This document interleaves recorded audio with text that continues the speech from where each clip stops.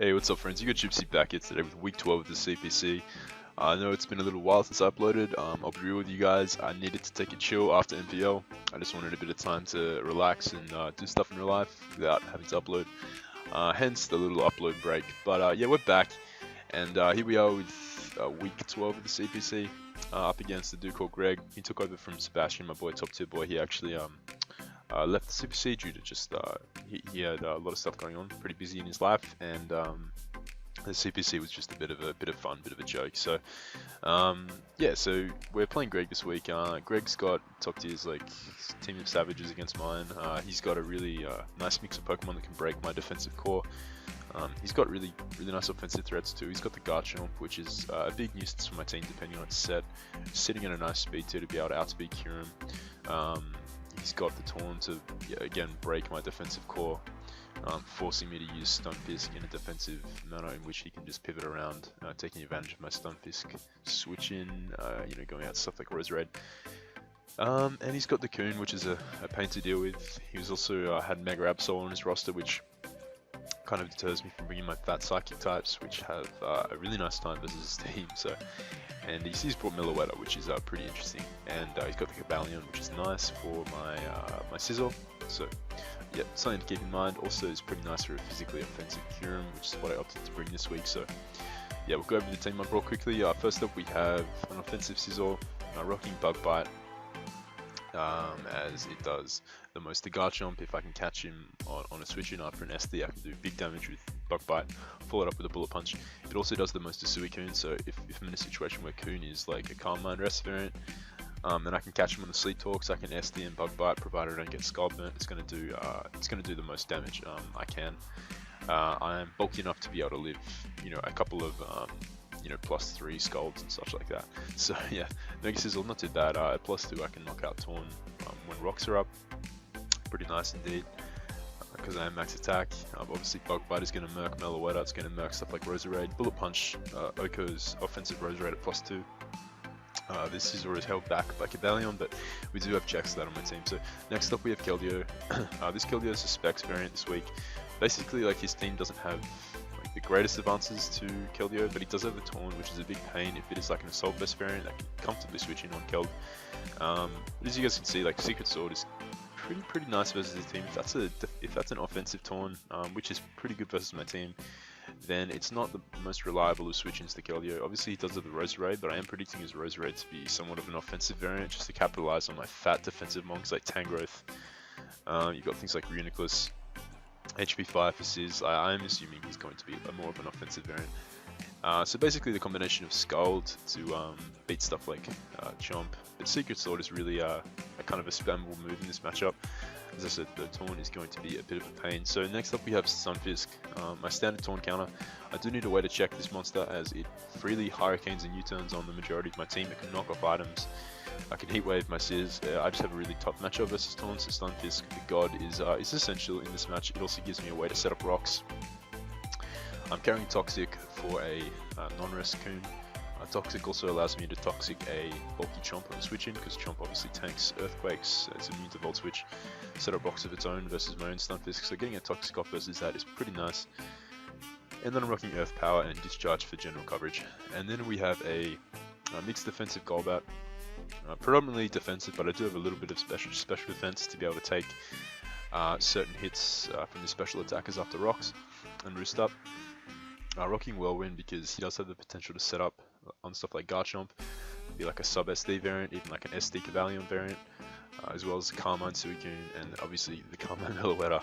So yeah, a lot of setup potential versus his team. So Whirlwind is a logical bring, and then I've got Brave Bird, to break certain subs. If I, in a last month situation, also Brave Bird, 2KO's Mega Absol, does 2KO's Roserade, does decent damage to Meloetta if I need to. Pretty nice move there overall. And I do have Defog, because he does have the potential to stack hazards versus me, as you can see, Toxic Spikes and Spikes from Roserade plus Rocks from Chomp, so, and Cabalion, so yeah, definitely a team full of hazard stack potential. Then we have Scarf Kyurem, a pretty nice late game Wincon, Fusion Bulbing, quite spammable versus his team once the Garchomp is taken down. Outrage is pretty nice too once Cabalion is out of the way, so looking like a pretty nice Wincon in this matchup, but I do have to whittle down Cobalion with a combination of Scizor and Kyurem during the match. Like, that is kind of his combined check to Scizor and Cobalion, provided he isn't like a tank chomp, which I feel tank chomp is kind of a wasted chomp versus my team. I think offensive chomp is the better bring. So yeah, Cobalion is definitely a roadblock, but it is the shared counter of two of my main offensive threats, physically offensive threats, so that's what I'm assuming. So last one we have is Tangrowth. It's an AV variant with a bit of attack investment for certain damage versus the opposing team to be able to break a bulky Meloetta's sub. Sorry, my Skype.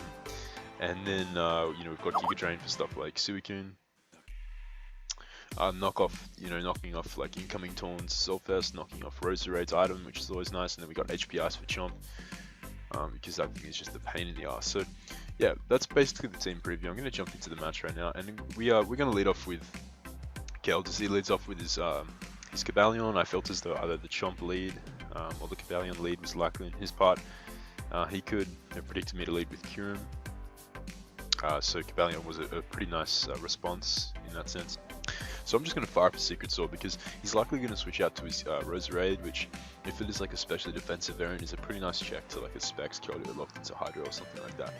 I can really fire up my Secret Sword, as that damage does reveal him to be an offensive variant, definitely not invested in HP, so I'm going to switch out here. While this may seem strange, it's possible he could be a Scarf variant, and I'm not gonna risk Keldeo this early in the game. Like a Scarfed Roserade can clearly switch in once and Oko me with Leaf Storm or something like that. So I'm not going to take that risk. It's too early to be taking those risks. I don't need to. I'm just going to switch right out here and go into my Golbat as he makes a switch out to his Taunt, revealing that he's more than likely was like a Life Orb variant or something like that. Wasn't a Scarf variant. Taunt could easily tank the Secret Sword if he was invested in bulk anyway, and with a Generate it doesn't really matter too much, so it was a pretty safe switch out for me there. He goes out to his Taunt, I go out to my Golbat. I'm not trying to get knocked off, so I just go out to my Stunfisk as he goes for the Taunt right here. Interesting play. I'm now just going to fire off an Earth Power as he goes into his Meloetta. The reason I did this was just in case he wanted to go out to Chomp.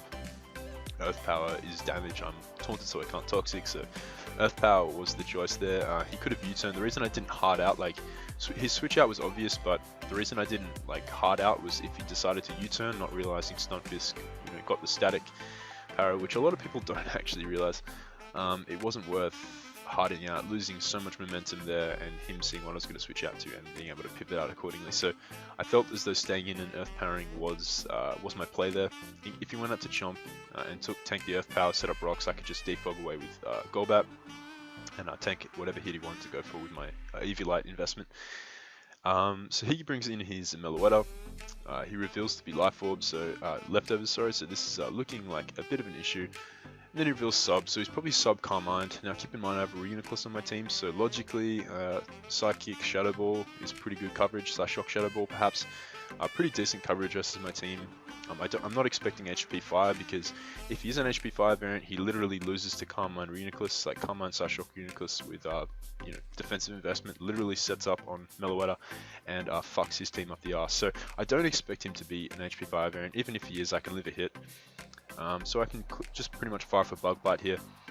As you guys are going to see, he does reveal the HP Fire. So I really disagree with this bring on my opponent's part. No disrespect, but the fact that I have Reuniclus, and Reuniclus is a well-known Carmine sweeper, yeah, HP Fire Psychic coverage does absolutely nothing to Reuniclus, so not quite sure what the thought process there was, but it worked out for him. So he gets the Hidden Power Fire off, and now I'm going to switch out here because I'm not trying to take another HP Fire. I can use my Scizor for later on in the game. Bullet Punch versus the Roserade. Even the Meloetta once it gets weakened, and then obviously the Taunt. So I just got to my AV Tangrowth as he's getting a decent amount of health back with the lefties.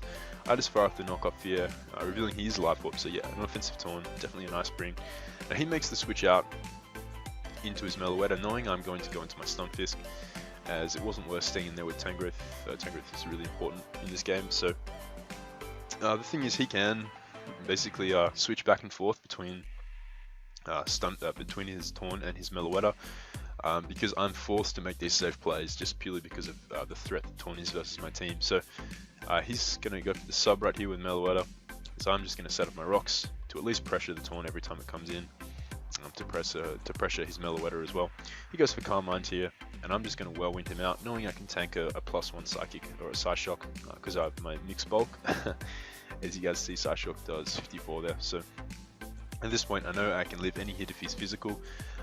It's a 10% roll for him to take me out here if he's. It's a 10% chance for him to take me out here if he's Draco or Life Orb with max attack, max special attack, because of my Sharpedoes investment. But we get crit, so that reduces all chance of the 90% possibility I had to live that hit, and my defog is down. So yeah, looking not too great a position at this point, but I'm gonna bring in my Keld right here and just fire off a Scald. As he gets the Earthquake, it does 64% off on. I didn't have Hydro, unfortunately. Icy Wind could have been nice, but if he'd gone out to Meloetta to tank the Icy Wind, that would have invited him to just sub up and Calm Mind the next turn. At least Skull had the potential to get a burn. It did more damage than Icy Wind, obviously, to the Meloetta. That was my play. And if he decided to go out to like a Cavalion on the HP Ice or Icy Wind, which could have been a pretty logical play versus the Garchomp, Skull would have possibly killed or at least done around 80% damage. So Skull was my play there. I was pretty happy with taking, pretty okay with taking the Earthquake damage there, as Keldeo is basically just here to deal huge damage to his team. He's not really here to take hits. So now I'm just going to switch back out to my Stunfisk. I have to make the safe plays versus this guy, because if I don't, then I lose one of my win cons. He brings in his Roserade, and I'm just going to switch out to my Kyurem Black, just in case he wanted to fire off a Giga Drain. It was more likely that he was going to set up spikes, perhaps T-spikes there, but he just sets up his own spikes. As now I can just fire off an attack with my Scarf Kyurem, as he brings in his Cavalion, and we get the Dragon Claw damage off. I wanted to click Fusion Bolt, and Fusion Bolt would have probably been a pretty decent play there, but it didn't actually kill Roserade at 31%. If he had a little bit of bulk, so that wasn't a risk I was willing to take. Dragon Claw does a decent amount to Cavalion, putting in range of like a few. If I get a bit more chip damage, it's actually in range of 2 Fusion Bolts after a couple more rocks switch in. So not too concerned about this Cavalion, but I'm just going to go out to my Stunfisk here as he sets up his own rocks. So he's beginning to stack the hazards up, and the fact that I lost Golbat means that these hazards are here to stay. He goes out to his Meloetta. Obviously a bit of an issue for this Stunfisk, so I'm going to go back out to my Tangrowth and once again fire off the knockoff, as he's just going to sub up here. I think Calm Mind was the better play there, but he's just going to sub, get the Calm Mind, and proceed to click Psyshock here. Now this was a roll, a fairly good roll in my favor to take him out actually, because of my attack investment, but we get the low roll there, and I'm now forced to take another knockoff, another Psyshock. So pretty unfortunate, getting pretty unfortunate with these rolls, but that's just how it goes sometimes. He's going to bring in his Torn, and again I'm going to keep Tangrowth around because it is pretty good versus the Suicune, even the Cavalion. As he fires off a Heat Wave, and it does nothing to Stunfisk. As now I can just fire off an Earth Power. He's not going to stay in with his Torn. He's likely going to sack off Roserade and Discharge. Then it would have killed there because Roserade is pretty bulky on the Sharpedoes side. In comes Coon, and this is where it gets a bit interesting. He's going to go for the Calm Mind, so I go for Discharge. Now he could have been a rest variant, so getting a Toxic off could have been kind of pointless in that sense. I wanted to force him to the point where he has to rest if he is a rest variant, and if he isn't a rest variant, then getting him low is always pretty nice. But he's just going to get his lefties back, and he's now going to set up a sub. So at this point I realize he's more than likely that Chimpack sub protect variant that he uploaded a video on, people were frothing. So fair enough, I guess. I'm just going to go for Discharge again, break his sub. It's not bad versus my team. It does lose to Calm Mind Reuniclus. It's another mon that loses to Calm Mind Psyshock Reuniclus, so yeah, there's that. But it also loses to Calm Mind Keldeo with Secret Sword and sub, so yep, I don't really know, but yeah. I'm just going to go into my Keldeo here, knowing that my Secret Sword can break his sub if he does want to go for it. And after this, he'll be in range to die to Kyurem's Fusion Bolt. And he actually goes for the Protector, getting the lefties back and whittling down my Secret Sword PP with that pressure. And he's just going to knock me out here with the Skull. But at this point it's fine. I know that after lefties, he's still in range to die to Fusion Bolt, even if he gets a protect off here, which is his best play, to be honest, and Scout's what I'm going to lock myself into. Even after this amount of lefties, he's still in range to die to a Fusion Bolt. So his play right here is to switch out to Cavalion and sack it, or even switch out to Taunt and sack it. But my boy risks the double protect there and goes to the Fusion Bolt. He acknowledged after the game that was a really bad play, because this is his win con, and yeah, he just risked the really low chance of getting a double protect. Had I got that there, then his Coon would have been, he would have died to that Fusion Bolt, and the rest of my mons would have easily been able to clean up. But you know, he got it, so lucky Greg. But he did sort of talk about after the match how that was a bit of a bad play on his part. But you know, nerves get to everyone in the game. That's just what happens sometimes. Nonetheless, he's going to switch out and sack Torn right here, as Fusion Bolt will just take him out.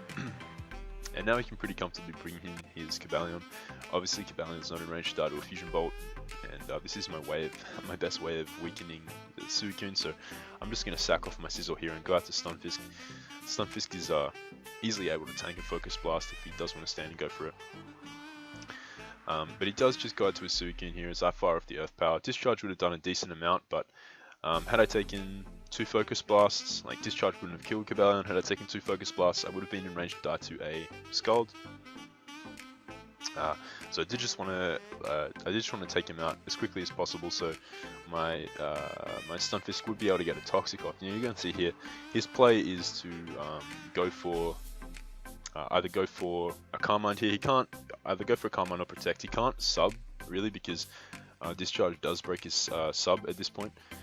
But he is just going to go for the Protect here, as I do fire for Discharge. Now I went for the Discharge there just in case he did sub, but now that I've shown that I am likely to spam Discharge, his play is most likely to go for Calm Mind, as he knows that if he Calm Minds once and then protects, he's going to get enough lefties back to the point where he can sub and start Calm Minding up and beat this Stunfisk. So I'm going to fire for the Toxic here, knowing he's very unlikely to sub, and we do get that right, as now the Toxic is going to be kind of reducing the effectiveness of the leftovers. He's still going to be getting a little bit back, but after the second turn it's going to be turned into the negative. So I can now go into my Tangrowth here, knowing I can live one Scald, forcing him to take more and more toxic damage. As now I can get a free switch out into my Kyurem. I would have liked to go out to Kyurem there, but it wasn't worth risking the Scald burn at all, because this is my way of dealing the most damage I can to the Suicune. So we take him out there with the Fusion Bolt, and now Cavalion can come in. There's no point playing with the differential here. I'm just going to sack off Kyurem to this Cavalion here as he hits the Focus Blast. And now Stunfisk can basically come in here and wrap it up, because Focus Blast is going to pretty much heal Stunfisk, and I can knock him out with the Earth Power. So there we have my Week 12 match. Hope you guys enjoyed.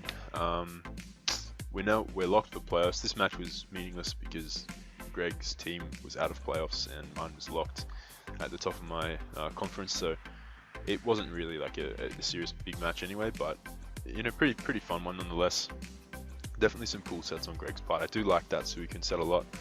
I don't really agree with the Bring because I do have like Keldeo and Reuniclus that can capitalize on it, but I really do like it as a set nonetheless.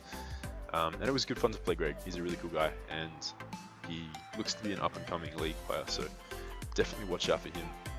If he's got a channel, I'll link it below, but I'm not quite sure on that. Nonetheless, hope you guys enjoyed. Thank you for watching. I do apologize for the lack of videos lately, as I explained earlier, but you know, they'll be coming back. We're locked for playoffs now, so I think we go up against Aberforth in round 1, so that's going to be interesting. We'll see how we go and if we continue it through to finals. Alright guys, thanks for watching and I'll see you next time.